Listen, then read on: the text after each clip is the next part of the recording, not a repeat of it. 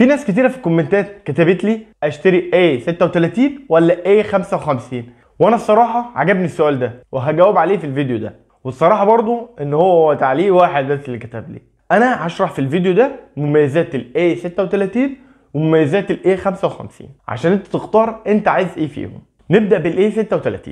اول ميزه في ال A36 هو التصميم. هو ما جاش باختلاف كبير، بس على الاقل اللي يشوفك يعرف ان انت معاك سامسونج جالاكسي سيريس الجديده، ودي حاجه حلوه الصراحه عشان كان بقالنا فتره سامسونج مش مغيره التصميم. والجهاز برضو جت سامسونج عملته ارفع شويه من الاي 55، بقى جه بسمك 7.4 والاي 55 كان نازل ب 8.2.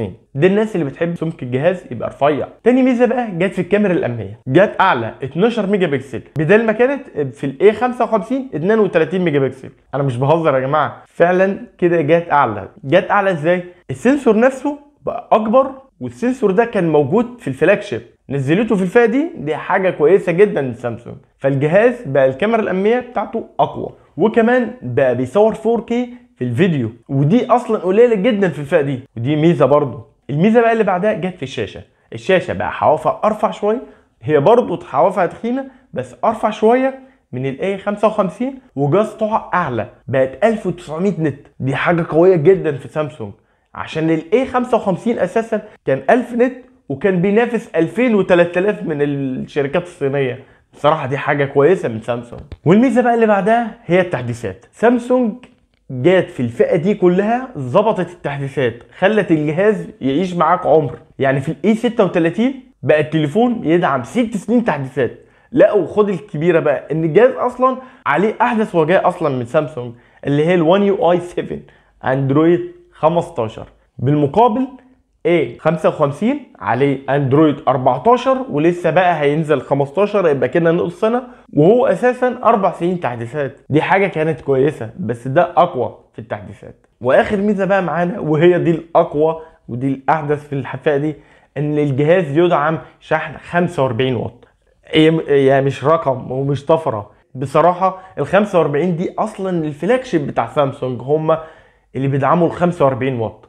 يا جماعه الفئه دي كانت 25 واط، كانت قليله جدا، ما كانتش بتنافس على نفسها سامسونج.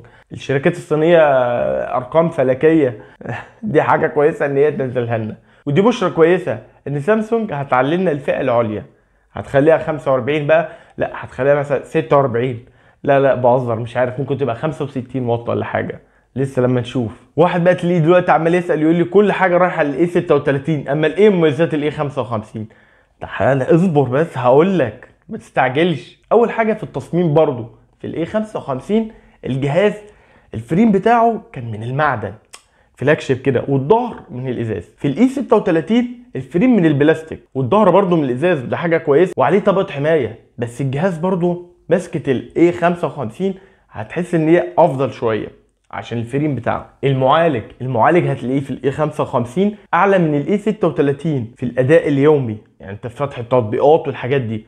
انما انت لو اتجهت للالعاب المعالج ده هتحس ان الاي 55 مش بيدعم كل الالعاب عشان من اكزينوس 1480 اللي هو بتاع سامسونج. مش كل الشركات بتقعد تعمل له تحديثات او تقعد تعمل توافق بين الالعاب والمعالج ده.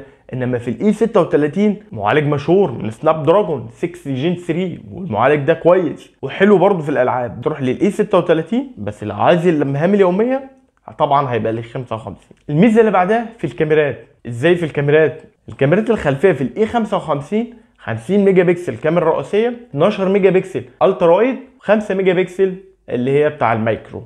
تيجي بقى للاي 36 50 ميجا بكسل برضه، بس في الالترا وايد هتكون 8 ميجا بكسل، والكاميرا الثالثه 5 ميجا بكسل اللي هي كاميرا المايكرو. ففي الالترا وايد هتكون اعلى في الاي 55. الاثنين 50 ميجا بكسل ممكن تفرق حاجات بسيطه في المعالجه بتاع كل معالج، ده بيعالج بلوك معين والمعالج ده بيعالج بلوك معين، فهتفرق حاجات بسيطه. حاجات بقى ما بينهم مشتركه وحلوه بصراحه، ان الشاشات الاثنين سوبر اموليد، ان الجهازين بيدعموا اي سيم، ودي حاجه حلوه اللي في مصر ان انت تقعد تضيف شرايح الكترونيه، والجهازين بيدعموا الان اف سي، ودي حاجه كويسه للناس اللي هي بتحب تشحن كروت كهرباء واللي هي بتدفع والحاجات ديت مفيده بصراحه. والجهازين معاهم مقاومه الماء والغبار IP67، ودي حاجه كويسه بصراحه برضو ان انت يبقى معاك جهاز مقاوم لطرطشه الماء. ما بنصحش التليفون ان انت تعرضه لاي ميه. والاتنين عليهم طبقه حمايه على الشاشه كورنينج جوريلا جلاس فيكتوس بلس، ودي برضو طبقه حمايه قويه جدا، ممكن تتحط اصلا في الفلاج. انا بقى كده خلصت كلامي. لو انت حصلت لحد هنا ما تنساش بقى تشترك معايا في القناه وتدعو لاخواتنا بالفرج القريب، يا رب يفرج عنهم. سلام.